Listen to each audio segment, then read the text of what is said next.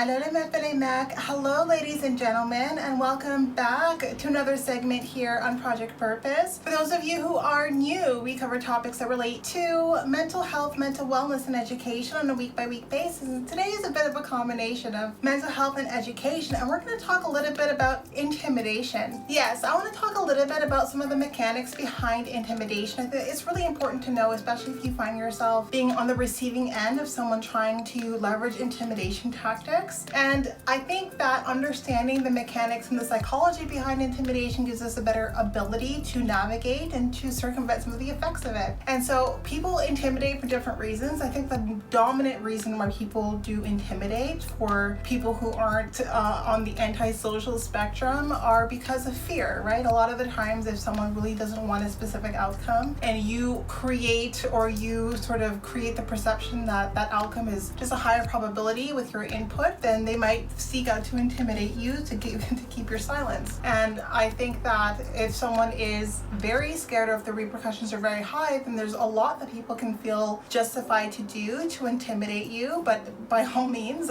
fight back. I'm a firm believer in not acquiescing to intimidation tactics, and I think that there's a certain strength and spirit that comes with just not bowing and submitting to someone who is an aggressor and an aggressor for no reason. We see it on a global scale. We see it happening in Palestine right now. We see it happening in Sudan. We know that it happened in Canada. We know that it happened in North America, in South America. A lot of these things are intimidation tactics gone awry because there was something that a group of individuals wanted that wasn't theirs to have, and so they took intimidation to the very next level, to the extreme, where now we're talking about, apartheid, we're talking about genocide, we're talking about, serious crimes against humanity. But we can scale it down. We can talk about how it translates in our day-to-day lives as well. And so I want to talk a little bit about the developmental psychology behind aggression. Aggression can generate from one of two places. We have someone who is a hostile aggressor, so someone who is aggressive because they really don't have that much of a rein on their emotionality, like their emotional intelligence is fairly low, and so if they're frustrated, it just generates a lot of hostility out and everywhere and to anyone, essentially. There's not really a rhyme or reason or a logic behind that aggression. It's just hostile. That person exudes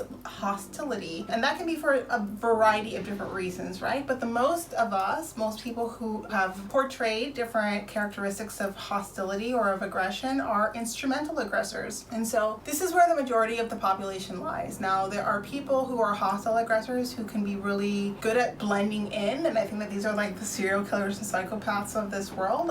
They are people who just are, I think, intrinsically motivated to be violent towards other people, and it doesn't always translate in a super dramatic way. And I think sometimes we think violence, we think super dramatic acts of violence, but a lot of the times people can be really covert and really, I think, methodical about how they enact violence. And I think that we see that again on a global scale when we think about history, but it can also be something that we see translating in our day-to-day lives as well. But now back to the instrumental aggressor. Now, most of us have the ability to be instrumental aggressors, and it was typically something that's put in check in our toddler years, where we realize that if we want something and we leverage aggression, it can increase the probability that we get that something. And so if we don't have our moral compass shaped at that point in time, where it is the case, if we take a toy and the kid cries and, let's say we wanted a toy and the kid didn't want to share, we decided to take it, then we realize that act of hostility, there was a reward associated to it. And if no one's correcting that behavior, so one's disciplining that behavior, then that behavior can really stretch out, where we have people who are bullying and who are intimidating because they recognize that there's a reward at the end of it. They're using aggression as an instrument to get what it is that they're looking for, as a means to an end, so to speak. And so most of us have had our moral compass shaped to such an extent where we realize that leveraging aggression to get what we want out of people is not the best way of going about things, but some people clearly haven't learned that lesson. But when we think about, how do I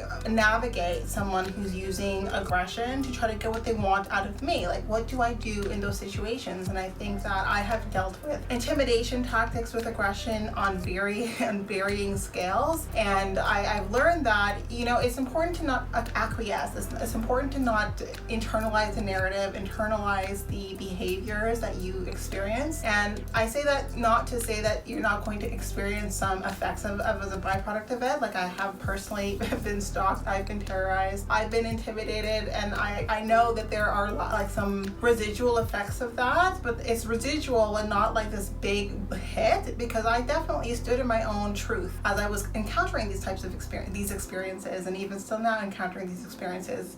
And I can stand in my truth because I recognize intimidation for what it is. It's fear. You know, it's my voice carries the power to speak the truth into existence. And because of that, like, you need to do everything you can to either discredit me, to discredit my voice, or to completely take me out of the picture for some people who are extreme in that sense. And I recognize that it's really important that when you're on the receiving end of that kind of behavior, that you realize that if you don't fight back every way and any way you know how, then that person wins. Their narrative overruled. And we always say that history is written by the victor. And I think that there are certain instances in our life where we have the option to choose, like, how that history is written. And if we know that the way that history is going to be written is really going to paint us in a way that is not aligned to who we know we are, not aligned to the actions that we took, not aligned to anything to do with us, but, you know, feeds into a narrative that works for someone else, then it's important that we fight back, that we're not silent, that we don't misconstrue what it means to take the high road or to rise above. I'm a big believer of taking the high road and of rising above, but that doesn't mean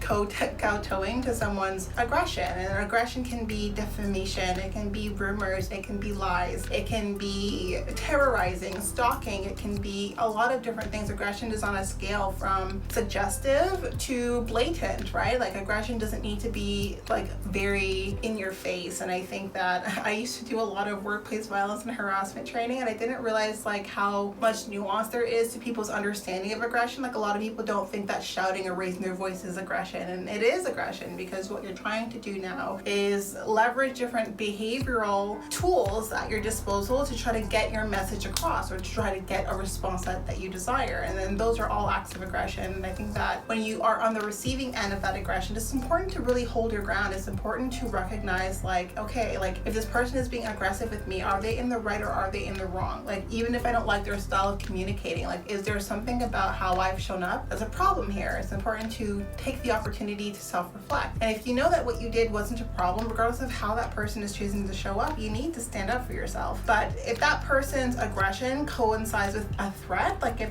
you know that they are of such a state of mind that that aggression could really turn into you being in harm's way, then of course manage your safety as much as possible. I am not someone who believes in like standing up for yourself where I'm going to do it in a way where I'm going to expose myself to undue harm. Like, if I think that this person is capable of harming me, I'm going to get out of their way and I'm going to hold them accountable. We can't control people's behavior, but what we can do is give people a leash to hang themselves with. And this is something that I learned working in HR, and you can't punish someone for something they didn't do, for something that they alluded to doing or hinted at doing. They have to do the act. You have to give them the opportunity to act out, and then you hold them accountable for that behavior. But if you're giving someone an opportunity to really, do something with their full chest, you make sure that you keep yourself safe if that's the case. And I think that it's just so important that if it is the case that someone is trying to give you the sense that they're going to do something to you, and you want to hold them accountable for it, it's important to create an opportunity where they at least make an attempt so that you can hold them accountable for the actions themselves. Because again, there's just so much politics around holding people accountable these days. There's so much politics around consequences these days that you really need something super blatant, super black and white for someone not to argue it away or try to justify that behavior or to try to disqualify your complaint. And we have a very victim blaming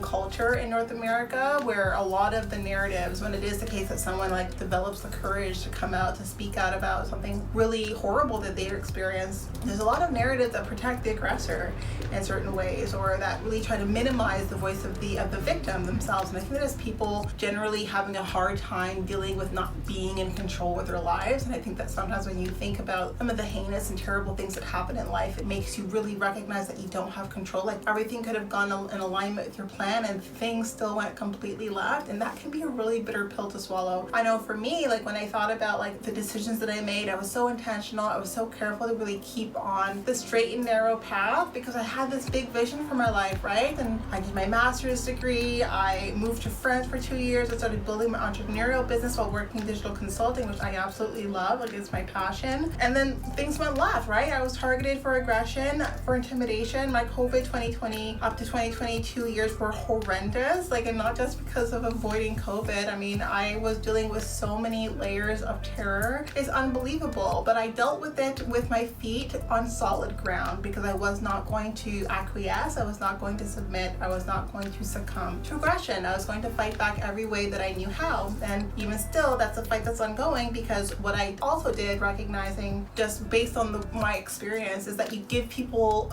enough rope to hang themselves with. Like, if you are dealing with aggression, then it's important that it's not a he said, she said debacle. You need to put them in a position where you have created a paper trail of the infractions, where you can really build a case that is not disputable, so that you can hold that person and their aggression accountable. And I think that with all of the aggression happening around the world, I think we all need to get a little bit more strategic about how we handle aggression. We need to get a little bit more strategic about how it is we circumvent these acts of aggression from happening, not just to us, not just to our communities, but to the people that we care about. I think that it's more than just saying, hey, don't do that. Sometimes it requires action, and sometimes that action requires thought. You need to think, you need to reflect, so that you can hold people accountable the way that they deserve. So hopefully this was some food for thought for you. It gave you a couple of tips on how to deal with aggression and how to deal with aggressive behaviors. And always give someone an opportunity to do the worst while keeping yourself safe, right? Give them enough rope to hang themselves with, and then with that act, with those very black and white situations, you can hold them accountable without it being something that someone tries to scrub away or sweep under the rug. So that was what I wanted to talk about, some food for thought for you. If I have piqued your interest, then definitely join into our live events. We host live events at least twice a month, every month for the foreseeable future on our website. So definitely take a look at those. Now, these events are paid events, so if you do see yourself participating in our community